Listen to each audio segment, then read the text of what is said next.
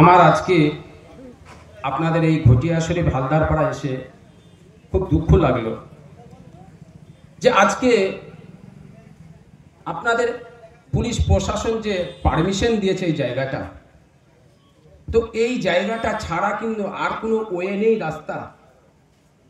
10 minute কি এই জায়গাটা বন্ধ করা গেল না? রাস্তাটা অন্য সাইডে রাস্তা বের করা গেল না? যদি সেরকম না হয় তাহলে এই জায়গাটা পারমিশন দেওয়াটাও ঠিক হয়নি। কেন? আজকে এক্ষুনি আমার চোখের সামনে একটা বিপদ হতে গিয়ে রয়ে গেছে। আমার দুঃখ লাগে এই জায়গায়। আজকে ভারতবর্ষে পশ্চিম বাংলার মুসলমান যেই ধরনের স্বাধীনতা পায়, আজকে ভারতবর্ষে পশ্চিম বাংলার মুসলমানদের যেভাবে প্রশাসন সহযোগিতা করে, এইটা অন্য কোনো রাজ্যেতে নেই।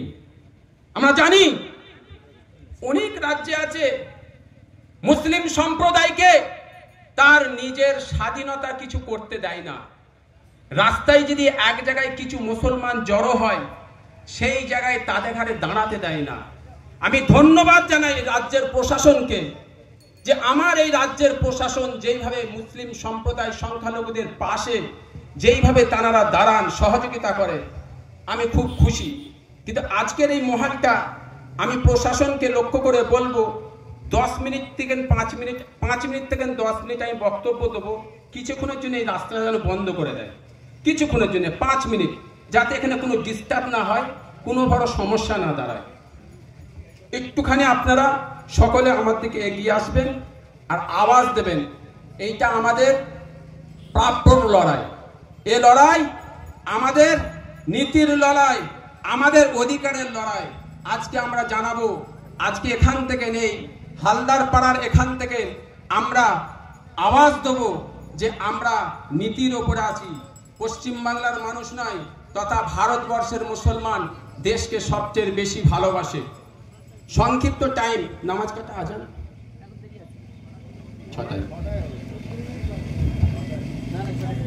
তাই আজকে সর্বপ্রথম আমি এই মঞ্চের যে সমস্ত অতিথিবৃন্দ এসছেন,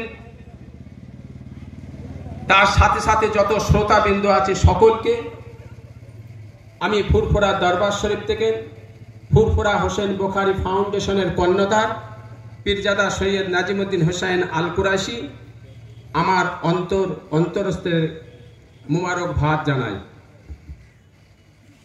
আজকে আমরা সবচেয়ে বড় দুঃখ লাগে, ভারতবর্ষে এমন একটা প্রধানমন্ত্রী আমরা পেয়েছি, এমন একটা আমার দেশের সরকার পেয়েছি, এমন একজন শাসক আমরা পেয়েছি, যে শাসক আরএসএস দলের নীতির ওপরে চলে।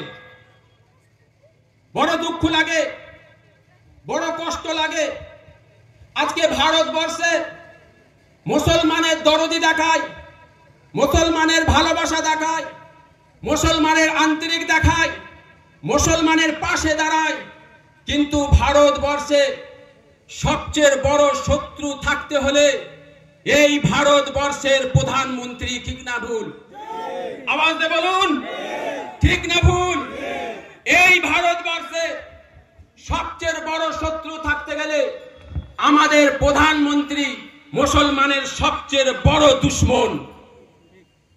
কথা বুঝেছেন? তাই আমি সংখ্যালঘু মুসলমানদের লক্ষ্য করে বলতে চাইছি, এ লড়াই আমাদের বেঁচে থাকার লড়াই, এ লড়াই আমাদের বাচ্চাদের লড়াই, এ লড়াই আমাদের হকের লড়াই।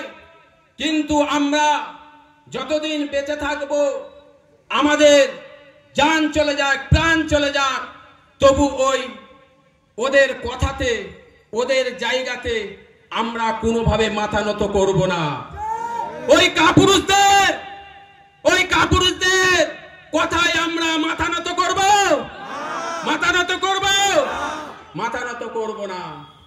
আপনি চিন্তা করে দেখুন, ভারতবর্ষে এমন একটা আইন বার করেছে, কালা আইন। আজকে এই আইনটাকে লক্ষ্য করে মুসলমানদের লক্ষ্য করে বলছে যে ভারতবর্ষের যে আইন, যে আপনি আজকে আমাদের হিন্দু ভাইদের সাথে আমাদের কোনো শত্রুতা নেই, হিন্দু ভাইদের সাথে আমাদের লড়াই নেই, খ্রিস্টান ভাইদের সাথে আমাদের লড়াই নেই, পাঞ্জাবি শিখদের সাথে আমাদের লড়াই নেই। আমাদের লড়াই এই দেশের সরকারের সাথে লড়াই, যে সরকার দেশের আইনকে নিজের রাজ ক্ষমতা দেখিয়ে প্রশাসনের ক্ষমতা দেখিয়ে এই সংবিধানকে চেঞ্জ করে দিচ্ছে। ঠিক না ভুল? ঠিক না ভুল? আরো জোরে বলুন।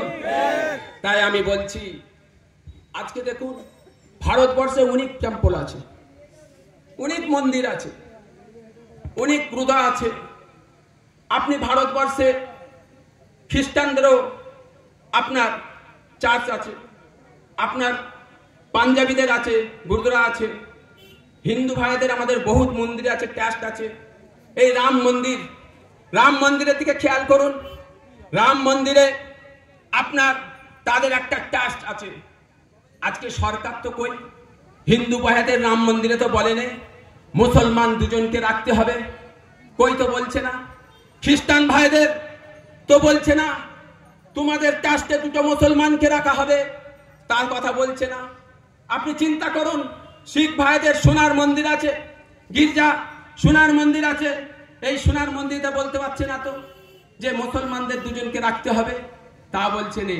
আজকে মুসলমানদের ঘরে একটাই সরকারের টার্গেট হচ্ছে, এদের ঘরে একটা করে একের পর এদের অ্যাটাক করে এদের রাজ ক্ষমতা, এদের ঘরে ক্ষমতা করে এদের কাছ থেকে সমস্ত ছিনিয়ে নিতে হবে, এদের কাছ থেকে ছিনিয়ে নিয়ে এদের অধিকার থেকে বঞ্চিত করা হবে। এটাই হচ্ছে লক্ষ্য এই সরকারের। তাই আমাদের শেষ কথা আপনাদের কাছে, সময় কম, আমাদের নীতি আদর্শের উপরে থাকতে হবে, আমাদের ঐক্যভাবে থাকতে হবে, আমাদের দেশের আইনের উপরে চলতে হবে। আমার ভারতবর্ষের মুসলমান দেশকে সবচেয়ে বেশি ভালোবাসে, দিনকে ভালোবাসে, যেমন সেরকম দেশকে ভালোবাসে। আমার রসুল, আমার নবী শিক্ষা দিয়েছিলেন, আমার রসুল যে শিক্ষা দিয়েছে, আমাদের ঘরে অন্যায়ের বিরুদ্ধে কথা বলতে বলেছেন।